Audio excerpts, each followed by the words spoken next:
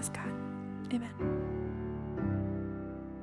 Hi, everybody. Thanks so much for tuning in, and I sure look forward to being together again. But until then, thanks for joining us from wherever you are joining us from.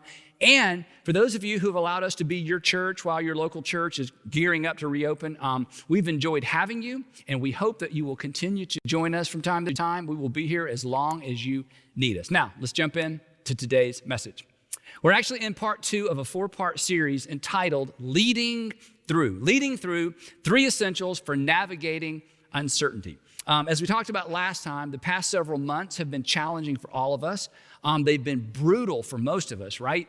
Financially, socially, mentally, relationally.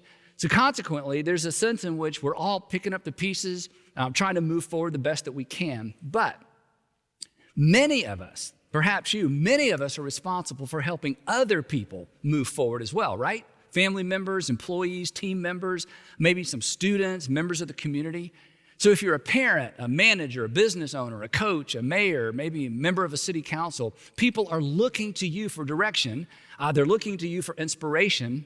And most importantly, they're looking to you for hope. And here's what we know as leaders. Leading under normal circumstances, that's tough enough, right? But leading folks through what we've just come through, not for the faint of heart. And I won't tell if you won't, but the people who are looking to us for leadership, they have no idea. They have no idea how unprepared we really are, right? We said this last time. We don't have all the answers, right? And we don't always know what to do. And there's a sense in which we're all just kind of making this up as we go along. At least I know I am. So there's no point in kidding ourselves, and there's no point in kidding the people who are looking to us for leadership. That uncertainty makes leadership uncertain. But uncertainty is a permanent part of life. In fact, it's a permanent part of the leadership equation. Uncertainty is why the world needs leaders. Uncertainty is why your family, your company, or your city needs you. So here's what we're doing. In this series, we're discussing 3 essentials for leading through times of uncertainty and disruption. These are non-negotiables. I think they're irreducible minimums. These are always important, but in times of uncertainty, they are more important than ever. So last week, we kicked things off with a narrative from the Old Testament that presented us with the big picture as it relates to our role as leaders and influencers. And we were reminded of this, that leadership is a stewardship. Leadership is a stewardship. It is on loan. It's an opportunity. It's a responsibility. We don't have people. We are responsible to people and for people. Leadership is a stewardship. And remember the second part of this? And it is temporary, right? The clock is ticking. Time will eventually run out on our influence, on our authority. Eventually, we either give it away or it'll be taken away. It's temporary because, well, we're temporary. And knowing that there's an expiration date should inform our posture and our tone and our humility as leaders. Leadership is a stewardship. It's temporary. And then here's the third part of our equation. We are accountable. Every leader is accountable to somebody. Every leader is accountable to somebody for how they steward or manage their influence. So if you're a theist, or more specifically, a Jesus follower, here's what we know. There's actually a divine component to this as well. So with that as the broad context, I want us to dive into the first of our 3 non-negotiables for leading in times of uncertainty. So here we go. Every leader exercises authority on 2 levels. One level is immediately apparent. One level becomes apparent. One level determines the leader's influence within a defined context, and the other level determines their influence beyond that context. Now, immediately apparent is what we're going to call our positional authority. Positional authority is like father, mother, a manager, owner, boss, executive, police officer, teacher, coach. We pay attention to those people because they have a position or a role in our lives. The second level of authority has nothing to do with a position. It has everything to do with influence. In fact, the people who have the most influence in our lives, often they have little to no actual official authority over us, right? It's just something about them that gives them influence in our lives. They have an authority that extends beyond a title or even a time frame. They have what we're going to call moral authority. moral authority. They have moral authority because there's alignment. You've seen there's alignment between what they say and what they do. There's alignment between what they expect of us and what they expect of themselves. Moral authority is the credibility they've earned by walking their talk. It's the alignment between who they claim to be and who we discover that they really are. And moral authority, this is why this is so important. Moral authority equates to influence. When there's a difference, you know this, when there's a difference between what somebody says they're going to do and what they do, what they expect of us and what they expect of themselves, what happens? What do we lose? We lose respect. And consequently, when we lose respect, they lose influence. We are far more easily influenced. We are far more easily influenced by people we respect. And moral authority creates respect. It makes a person more respectable. It makes you more respectable. And when someone lacks moral authority, let's face it, it's hard to hear what they're saying. Not because of what they're saying, but because of who's saying it. For example, and this may be a bit painful, if you grew up with a parent who struggled with substance abuse, or maybe you grew up with a parent who had a gambling habit that undermined the stability of your home, you understand this, right? It was hard to take their advice. It was hard to take their discipline seriously, not because of what they said, but because of the decisions they'd made. So the bottom line is simply this. Positional authority provides a person with influence within a specific context for a limited time, supervisor, coach, boss, parent, officer, right? But moral authority provides a person with influence in a variety of contexts for an indefinite period of time. Moral authority, or the influence that we get from walking our talk, is always important, right? But it is more important than ever during times of uncertainty and disruption. Now, the Jewish scriptures, what we call the Old Testament, provides us with a ringside seat to the story of a leader, whose moral authority gave him extraordinary influence during a time of national instability and uncertainty. Nehemiah, who you're familiar with, Nehemiah was a Jewish exile who was living in Persia in the 5th century BC. He was the personal servant or attendant to King Artaxerxes of Persia, King Artaxerxes I. And by this time, when this story takes place, Israel had been a vassal state for about 250 years. They had no independence as a state for over 250 years. First, it was under the Assyrians, then the Babylonians, and now they're paying taxes to the Persians. And about 130 years before the incident we're going to look at today, about 130 years before this incident, Cyrus the Great, who conquered Babylon, and you'll remember Cyrus the Great from last week, Cyrus the Great, when he took over, he actually encouraged all the Jews living in Babylon to go home if they wanted to. He just said, hey, you can go back to the homeland. And a lot of them did, but a lot of them chose not to.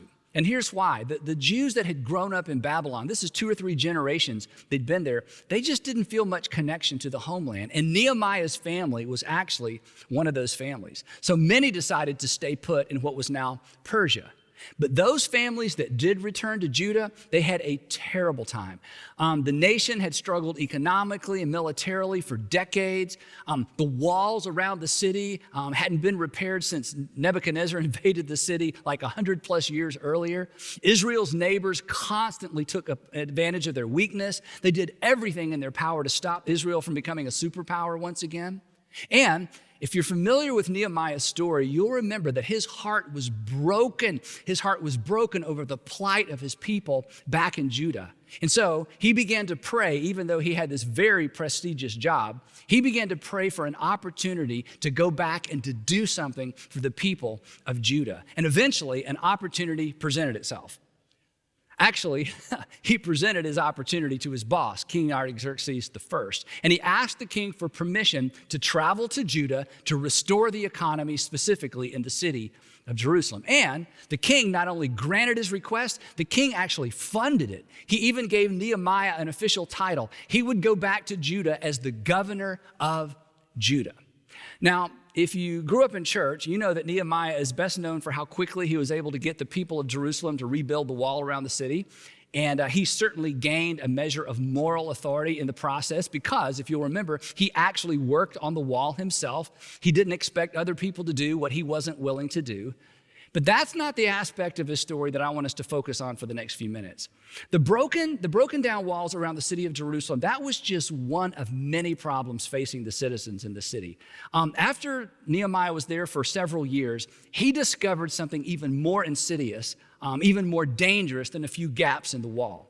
It took a while, but he eventually uncovered the root cause of the city's economic woes. Here's what he discovered. Before he got there, wealthy landowners and merchants from the regions surrounding Judah had loaned money to the Jews at exorbitant interest rates, exorbitant. This decimated the economy. So when Nehemiah shows up, he actually used his own money to purchase and cancel and pay off almost all of those loans. So suddenly the people of the city, they've got money to spend, and it kind of jump-started the economy. These impoverished citizens had cash on hand, right? But as time went by, Nehemiah began to hear disturbing rumors, disgusting rumors. And after some investigating, here's what he discovered. Wealthy Jews, many of them living in the city, began doing the very same thing that the outsiders had done. They began to do this to their own people. They were making high interest loans to the poor, and then they were requiring the poor to put up wives and children and farms as collateral for the loans. And then they would foreclose on the farms, and then they controlled the grain prices. And when all of this came to Nehemiah's attention, he was furious. In fact, the Old Testament book of Nehemiah, which is kind of his diary, describes exactly how he responded when he found out what had been going on. Here's what he wrote. He said, when I heard their outcry, the outcry of the poor, and I heard these charges, I was very angry. And I pondered them in my mind. He didn't respond or react immediately. I pondered them in my mind, and then I accused the nobles and officials, the most wealthy people in the city. And I told them, you are charging your own people interest? So I called together a large meeting to deal with them. And here's what I said. He said, as far as possible, we, talking about he and the folks that had come with him from Persia, we have bought back our fellow Jews who were sold to the Gentiles. He said, when I got here, the people of this city were in so much debt to outsiders, I used my own money to get them out of debt. I used my own money to do this. And now I find out that you are selling your own people. You're selling your own people only for them to be sold back to us. He'd already spent a fortune buying Jewish citizens out of slavery to foreigners, and now he's having to do the same thing all over again. But this time, he's having to pay off these loans that had been made by Jewish citizens, people right there in the community. He goes on and he says this, and this won't come as a surprise. They kept quiet. I bet they did. They kept quiet because they could find nothing to say. So I continued. He went on. He said, so I continued. What you are doing is not right. Shouldn't you walk in the fear of our God to avoid the reproach of our Gentile enemies? He said, do you not realize what you've done?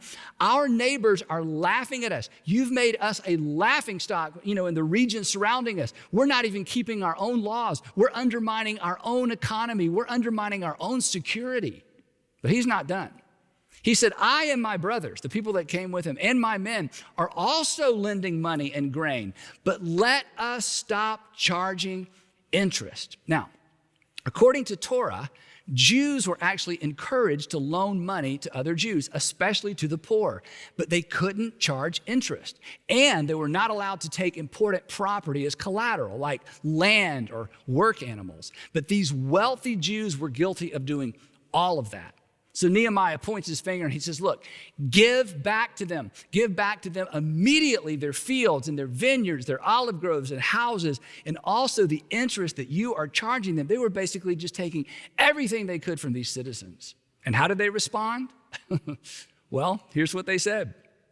We will give it back, and we will not demand anything more from them. We will do as you say. Now, Nehemiah is no fool, and he does not trust them. So here's what happened next. He says, then I summoned the priests, and I made the nobles and officials take an oath. Basically, he made them swear on the Bible. That's kind of the modern day parallel to this. I made them take an oath to do what they had promised. And he said, I shook out the folds of my robe and I said, in this way, may God shake out of their house and possessions anyone who does not keep this promise. And the people did as they had promised. Just like that. They returned everything they'd taken, everything they'd stolen, canceled all of those loans. Now, if their response seems a little bit unrealistic, a little bit idealistic, like, yeah, that's what I would expect from a Bible story, you would be correct. But when you know the backstory, what was going on for all the years leading up to this encounter, their response makes a lot more sense. The reason Nehemiah's words carried so much weight was the way he had conducted himself for the 12 years he'd been back in the city of Jerusalem. His reputation preceded him.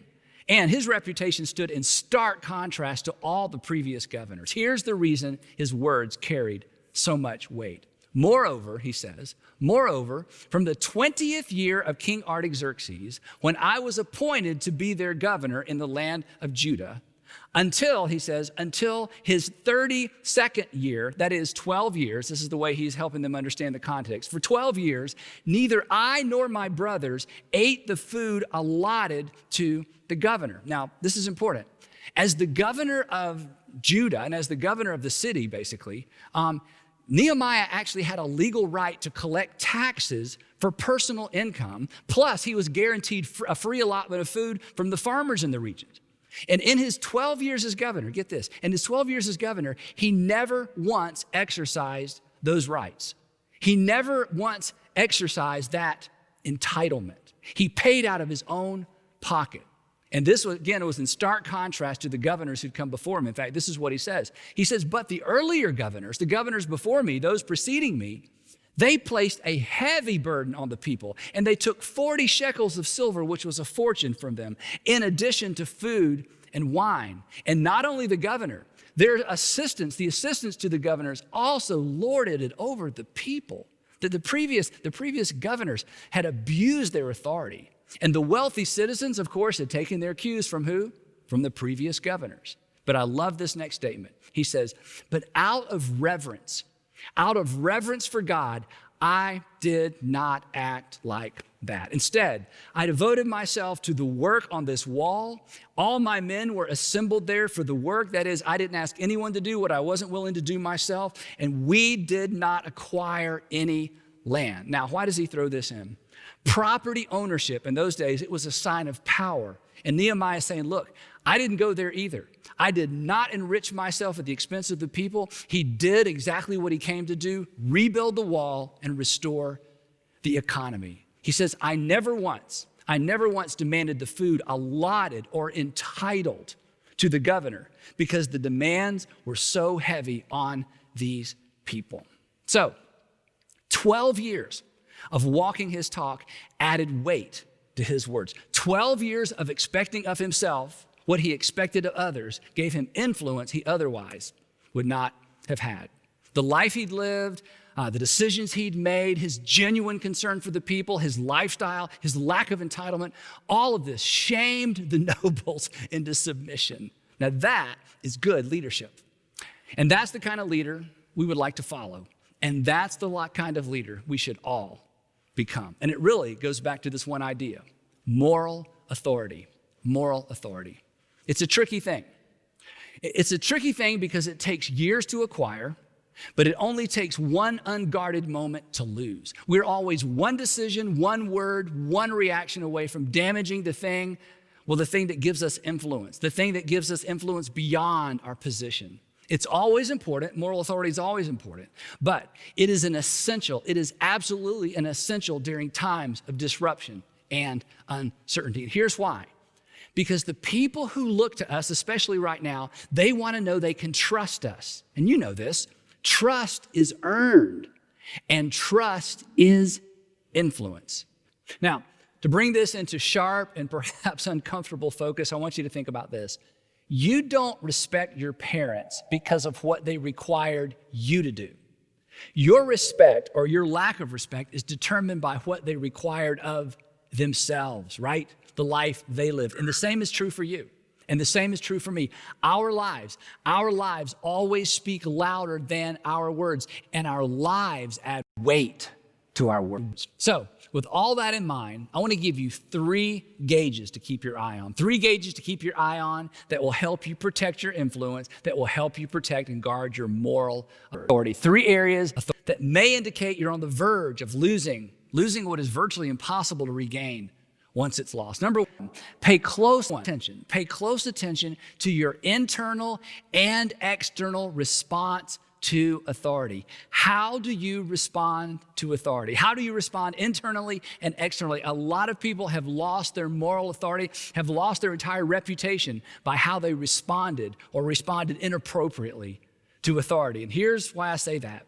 If you consider yourself too important to be under, then you are probably too immature to be over. So pay attention to how you respond to authority. The second thing to keep your eye on is this, your sense of entitlement. Listen to the excuses you make to justify behavior that you would not approve of in other people. Imagine someone you respect doing or saying what you're contemplating doing or saying. That has stopped me in my tracks more times than I can remember, and honestly, more times than I even want to admit. Along these same lines, many years ago, probably 30 plus years ago, author and financial advisor Ron Blue, some of you are familiar with Ron Blue, he gave me some extraordinary advice. Here's what he said. He said, Andy, never do anything you wouldn't want people to find out about or that you wouldn't want to have to stand up and explain to your congregation. Never do anything you wouldn't want people to find out about or that you wouldn't want to have to stand up and explain to your congregation. I'm telling you, that one piece of advice has caused Sandra and me to walk away from numerous opportunities and investments, none of which were illegal. But here's the thing. I don't want to do anything. We don't want to do anything that undermines our influence with our children, our influence with you, our influence to our broader audience, all of which is a stewardship. And here's the thing about entitlement. You know this. Entitlement is a slippery slope. Maybe, think about it, maybe you do deserve it, whatever it is. Nehemiah deserved it, but here's the thing. If taking what you deserve, don't miss this, if taking what you deserve undermines your influence, your moral authority, think twice. Because odds are, whatever it is that you deserve, whatever it is that you think you deserve, the day may come when you would be willing to return it for the influence and the respect you surrendered in order to get it. Last thing to pay attention to. Pay attention to those imaginary conversations. Your imaginary conversations that are an expression of frustration and anger. Your anger and frustration with people. It only needs to leak one time for you to lose your credibility forever, right? Because come on, I'm sorry doesn't erase anybody's memory. And when you do mess up, fess up, quick, own it. That's the only way to rebuild moral authority. Come on, we trust people who make mistakes. We do not trust people who make excuses. We don't trust them because we know they have their own best interest in mind. Moral authority. It's an essential during times of disruption and uncertainty. Now, to be clear, this is important. Moral authority is not an essential for leadership. You can lead without it. You can parent without it. You can manage without it. But you cannot be a leader worth following without it. You will not maintain your influence without it. Never forget this. People are usually defined, we talked about this last week. People are usually defined by their final chapter, not necessarily their finest chapter. And here's why. Because people are generally celebrated and remembered for their moral authority, not their positional authority. And the same will be true for you. Now, to help you remember this, here's a prayer that I've prayed for, again, 25 or 30 years. I bet I prayed this prayer at least once a day, sometimes multiple times a day. I just made this up. These are my words, but maybe this is something you want to carry into the week. Here's what I pray all the time. Heavenly Father, give me the wisdom to know what's right and the courage to do what's right, even when it costs me. Heavenly Father, give me the wisdom to know what's right and the courage to do what's right, even when it costs me.